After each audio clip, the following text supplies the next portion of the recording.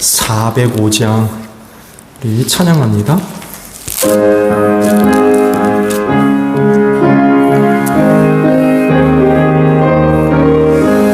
주의 친절한 팔에 안기세 우리 마음이 평안하리니 항상 기쁘고 복이 되겠네 영원하신 팔에 안기세 주의 팔에 그 크신 팔에 안기세 주의 팔에 영원하신 팔에 안기세 날이 갈수록 주의 사랑이 도로 광명하게 비치고 천성 가는 길 편히 가리니 영원하신 팔에 안기세 주의 팔에 그 크신 팔에 안기세 주의 팔에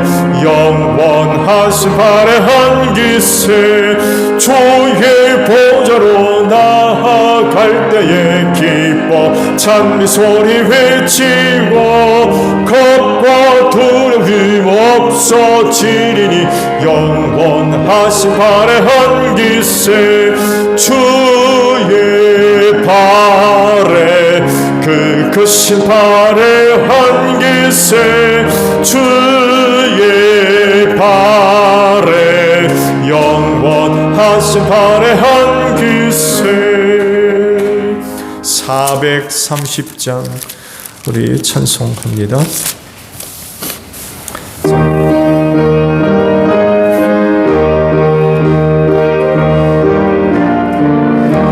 주와 같이 길 가는 것 즐거운 일 아닌가 우리 주님 걸어가신 발자취를 밟겠네 한 걸음 한 걸음 주 예수와 함께 날마다 의리 걸어가리 어린아 이 같은 우리 미련하고 약하나 주의 손에 이끌리어 생명길로 가겠네 한 걸음 주 예수와 함께 날마다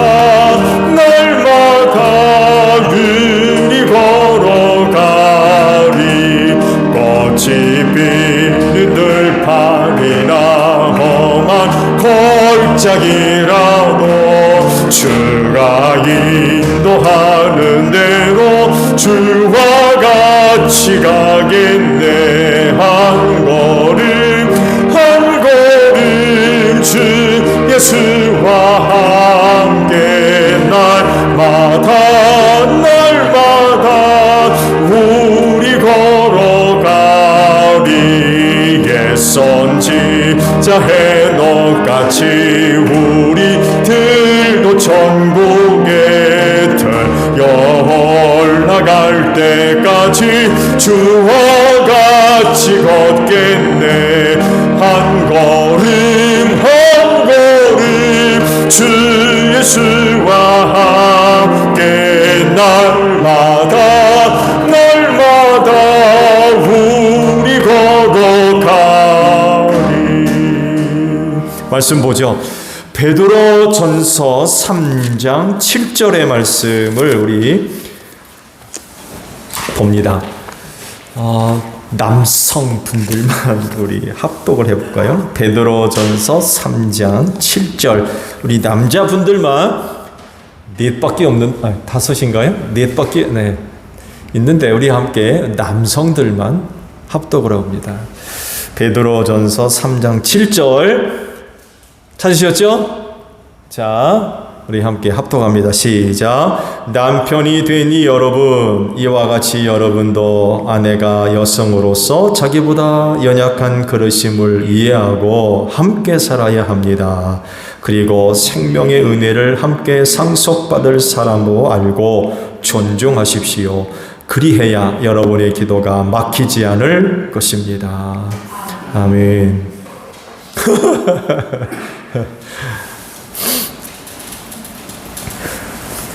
인간이 이 세상에 나타난 이후 최초의 관계는요, 짐승들과 교감하는 거였어요. 그렇죠? 사람 만들기 전에 하나님께서 짐승들을 먼저 만들어 두셨잖아요. 그리고 이제 맨 마지막에 인간을 만드셔서 이 세상에 나타난 이후로 인간은 처음의 관계는 짐승들과 교감하는 거였습니다. 답답했을 거예요. 말을 할 줄 아나. 그렇잖아요. 짐승들이 말을 하겠습니까? 요즘은 연구가 돼가지고 보면은 고양이를 키우고 강아지를 키울 때에 고양이가 이런 행동을 하고 개가 이런 행동을 하면 이런 의미가 있고 이런 뜻이 있다. 이런 해석을 해서 또 하는 것도 있더군요. 근데 여하간 굉장히 답답했을 거예요. 교감이 쉽지 않은 거죠. 그래서 하나님은요, 아담이 그렇게 홀로 있는 모습을 좋아하지 않으셨어요.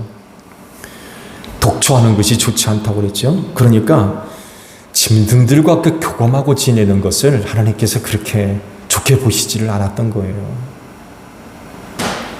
그래서 계획하신 것이 여자이죠. 하와를 만들어 주시는 거였어요. 만약 아담이 짐승들과의 교감하는 그런 관계로도 충분했다고 하면 굳이 하와를 만들어 주시려고 하지 않으셨을 거예요. 짐승들과도 충분히 지내는구나. 그런데 그렇지 않은 거죠. 짐승들과 교감하는 것보다도 훨씬 더 깊은 그런 관계 맺고 사는 것을 하나님이 원하셨던 것 같아요. 그래서 이제 계획한 게 하와, 여자였죠. 짝을 만들어 주시는 거였어요. 그렇다고 하면 어떻게 해야 되겠습니까? 간단합니다. 같이 살아야 돼요. 그런 계획하에 짝을 만들어 주셨기 때문에 같이 살아야 돼요. 아시듯이 이 남편과 아내의 관계는 가장 가깝고 친밀하며 밀접한 관계를 맺고 있죠. 그래서 이 나타나는 결과가 같이 사는 겁니다. 하나님께서 하와를 만드실 때 어떻게 만드셨어요? 아담을 깊이 잠재우시고 그의 갈빗대 하나를 취해서 나머지는 흙으로 채워 여자를 만드셨어요. 이런 하나님의 행위와 또 의도에는 깊은 그런 뜻이 담겨 있을 수밖에 없어요. 사실 남편과 아내와의 관계를 어떤 짐승들과의 관계에다 비교할 수 있습니까? 비교할 수 있어요? 비교할 수 없습니다. 그건 차원이 다른 거예요. 영적 존재와 물질적 관계와는 비교할 수 없는 그런 차이가 발생할 수밖에 없어요. 한계가 있습니다. 하나님께서 진정 원하시는 관계가 뭐겠어요?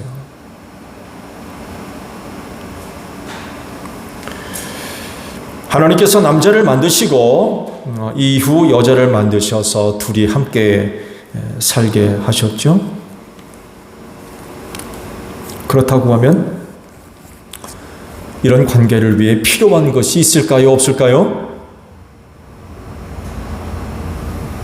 사실 여러 가지가 필요합니다. 왜냐하면 남자와 여자가 다르기 때문에 그래요. 하나님의 형상을 조차 지으셨음에도 불구하고 또 여자를 만드실 때 남자의 갈빗대 아내를 취하여서 만드셨음에도 불구하고 그럼에도 불구하고 달라요. 분명히 다릅니다. 다르다는 건 뭘 얘기하는 거예요? 함께 사는 게 쉽다는 겁니까? 어렵다는 겁니까? 어렵다는 겁니다. 다르기 때문에 그래요. 그래서 필요한 것들이 많이 있습니다. 더 필요한 것들이 많이 있다는 것은 무슨 얘기입니까? 노력해야 된다는 거예요. 남자와 여자의 단순한 관계이기 때문에 함께 산다고 그렇게 단순하게 생각할 것이 아니에요. 굉장히 복잡하고요. 굉장히 심오합니다. 그래서 함께 살려면 노력해야 돼요. 필요한 것들이 많이 있습니다. 그중 하나를 오늘 말씀에 기록을 하셨어요. 뭐라고 하십니까? 이해해라 라고 그랬습니다. 누구한테? 남자한테. 여자랑 같이 살려면 그 여자를 이해해야 된다는 거예요. 무조건. 이유도 없어요.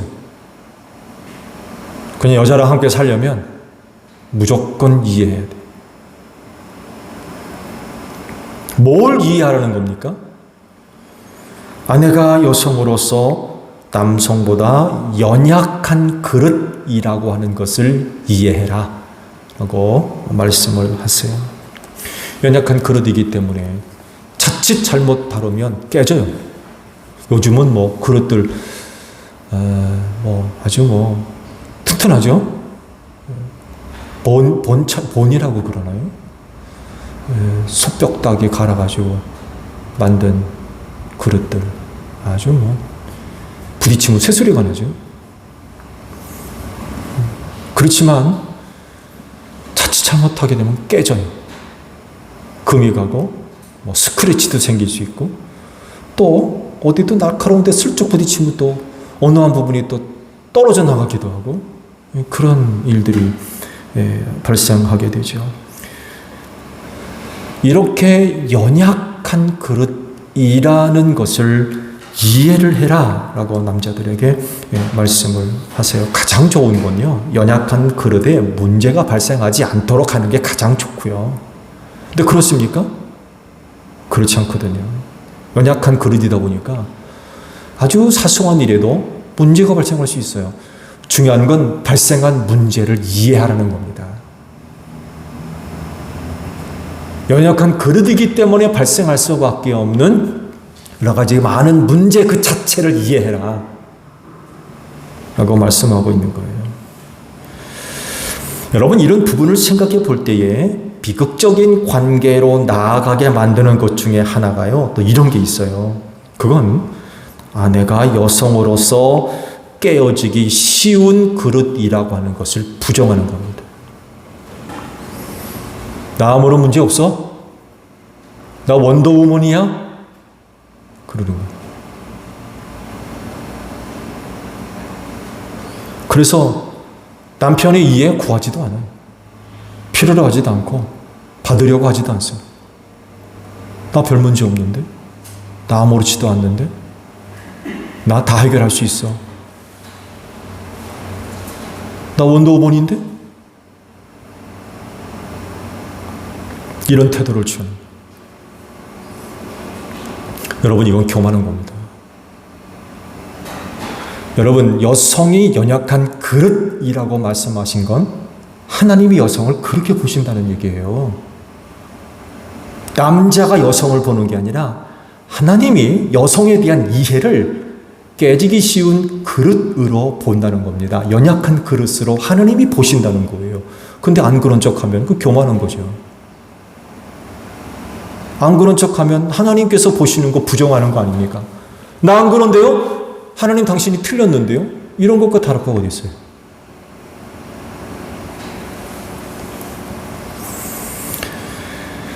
여러분, 깨지기 쉬운 그릇, 그래서 또 일어나는 많은 문제는요, 그건 부끄러운 거 아닙니다. 수치스러운 건 아니고요. 약점이 되는 것도 아닙니다. 왜 그런지 아세요? 그거를 이해하는 남편이 있기 때문에 그래요.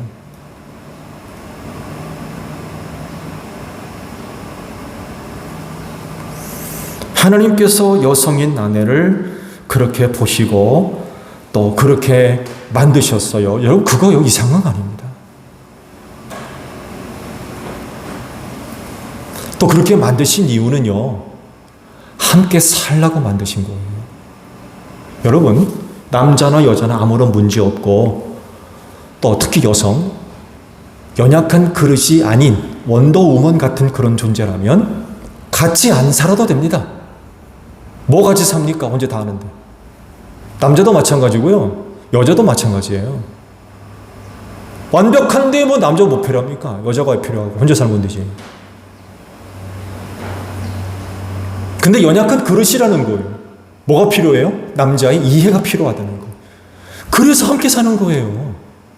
함께 살려고, 함께 살게 만들려고 하나님이 여자를 그렇게 만드셨고 그렇게 보신다는 겁니다. 근데 안 그런 척하면 그 부부관계가 어떻게 되겠어요? 피곤한 거죠. 네, 피곤한 거예요.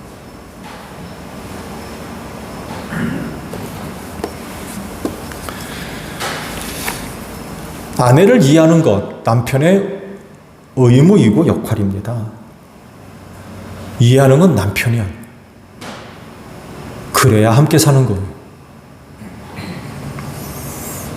그래서 둘이 함께 살려면 아내를 이해해야 됩니다. 무조건. 무조건.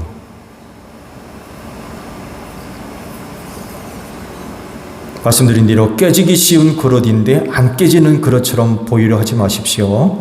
원더우먼처럼 굴지 마세요. 어떤 것도 나를 해치지 못하고 어떤 문제도 해결할 수 있고 그래서 어떤 문제도 문제가 안 된다고 생각하는 것 그 자체가 이제 문제인 거예요. 둘이 함께 사는 걸 방해하는 겁니다. 이게 도움이 되지를 않아요, 전혀.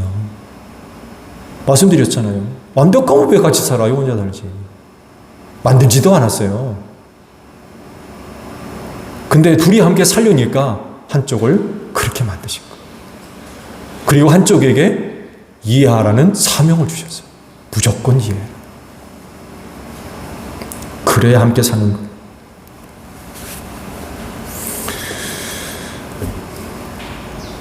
연약한 그릇이기 때문에 자그마한 일에도 깨질 수 있고요. 금이 갈 수 있고 예빨 나갈 수도 있어요. 그거 감추지 마세요. 부끄러워하지 마시고 부인하지 마시고 남편에게 그런 거 들킬까봐 보여질까봐 전전긍긍하고 그럴 필요 없습니다. 왜? 함께 살려면 남편이 그걸 이해하도록 하셨어요. 이해해라. 무조건 이해해라. 이건 되고 저건 안 되고가 아니라 연약한 그릇인 거를 그 자체로 그냥 이해하라는 거예요. 함께 살면.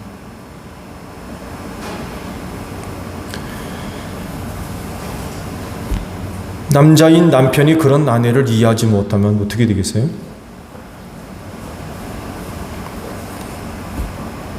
연약한 그릇이라고 비난하고 욕하고 조롱하고 비웃는 거. 그 남편이 아니죠. 그 마귀 자식이지. 그렇잖아요. 하나님은 이해하라고 그랬어요. 근데 자기 아내, 자기 여자의 그런 연약한 그런 부분들을 조롱하고 비웃고 비난하고 욕하고 그게 무슨 남자고 남편이에요.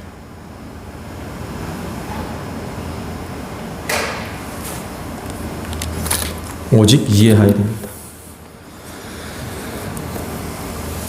여성인 아내와 함께 사는 것은요, 남자로서 남편이 하나님과의 관계에 있어서도 굉장히 중요한 그런 부분을 차지한다고 오늘 말씀하고 계세요.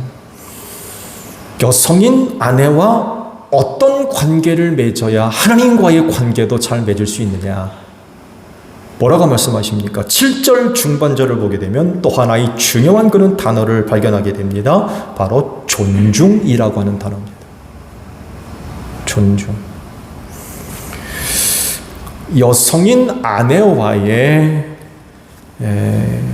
또 다른 관계를 말씀드리기 전에 남자로서 남편이 하나님과의 관계를 먼저 이제 말씀을 드려야 될 것 같은데 이 관계를 이야기한다면 남자가 누구냐를 물어봐야 될 것 같아요. 남자가 누구냐라고 할 때 성경은 하나님의 형상이라고 이야기를 하고 계세요. 고린도전서 11장 7절을 보게 되면 남자는 하나님의 형상이다 라고 말씀을 하고 있죠. 들어보세요. 그러나 남자는 하나님의 형상이요 하나님의 영광이니 머리를 가려서는 안 됩니다. 그러나 여자는 남자의 영광입니다. 이런 말씀을 하고 계세요. 이 말씀의 배경은요, 교회 안에서 남자와 여자가 어떤 행실을 보여주어야 되느냐를 두고 말씀을 하셨는데, 남자는 교회 안에서 머리를 가려서는 안 된다. 그러니까 머리에 뭐를 쓰거나 그래서는 안 된다는 거죠. 왜? 그들은 하나님의 영광과 형상의 모습을 보여줘야 할 사람이기 때문에 가려서는 안 된다는 거예요. 근데 여자는 머리에 뭔가를 어떻게 하라고 그랬어요? 쓰라고 그랬어요. 근데 이거는 이렇게 하신 말씀은요, 당시 초대교회가 처해 있는 당시 시대적인 상황과 밀접하게 연결되어져 있어요. 그래서 누구는 이 부분을 이렇게 해석을 해요. 거리의 여자들과 구분하기 위한 그런 방편으로서 여자에게 머리에 뭔가를 쓰라고 말씀하셨다라고 해석을 하기도 합니다.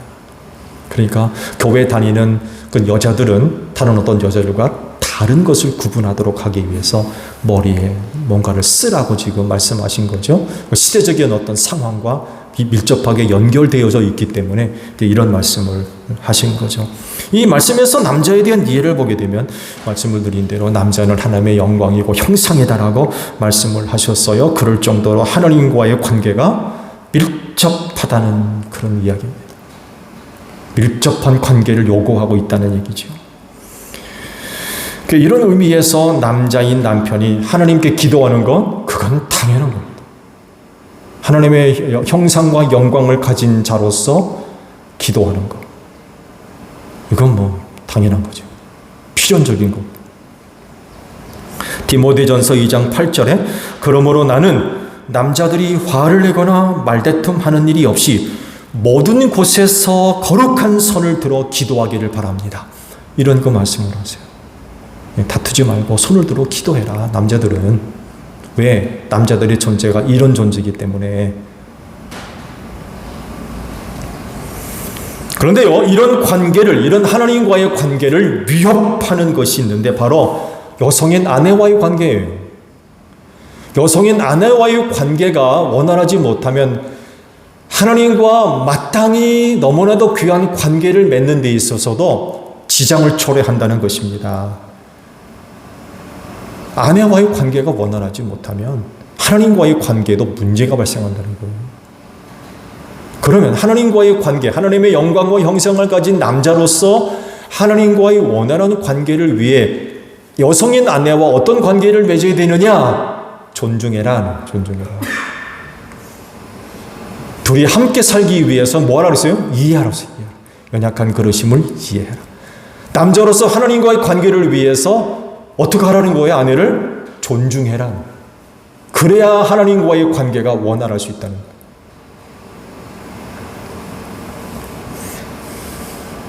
왜 존중히 여기느냐? 이렇게 말씀하셨죠?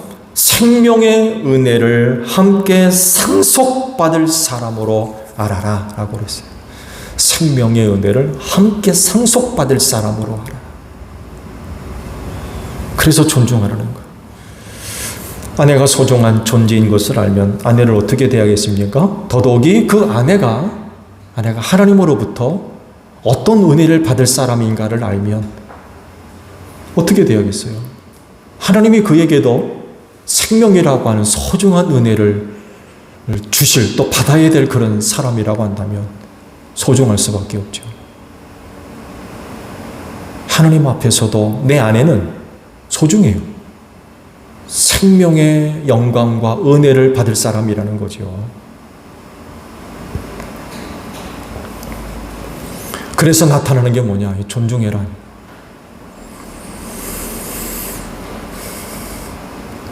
그러면 아내 존중은 뭡니까? 어떻게 하는 것이 아내 존중일까요? 여러 가지로 이야기될 수 있습니다만에도 오늘 주신 말씀 속에서도 그 아내 존중의 그런 그 모습을 우리가 찾는다고 하면 이렇게도 설명할 수 있을 것 같아요. 그건 아내가 자기의 연약한 부분 때문에 부끄러워하지 않도록 해주는 것. 그것 때문에 슬퍼하지 않게 해주는 것. 연약한 그릇 때문에 두려워하지 않게 해주는 것. 그게 바로 아내를 존중해 주는 게 아닌가 합니다. 약점을 안고 있거든요. 연약한 그릇이라고 하는 근본적인 부족한 부분들을 갖고 있고, 그렇다 보니까 자칫 잘못하게 되면 무거운 짐을 져요. 그런 것들로 인하여서 부끄러워하고 수치스럽게 생각하고 슬퍼하게 생각하고 두려워하고 무거워하고 힘들어하고 그럴 수 있다는 거죠. 존중이란 건 그런 것 때문에 그런 어려움을 느끼지 않도록 해주는 것. 그게 바로 아내 존중이 아닌가 그런 생각을 해봐요. 남성 여러분 그렇게 삽시다.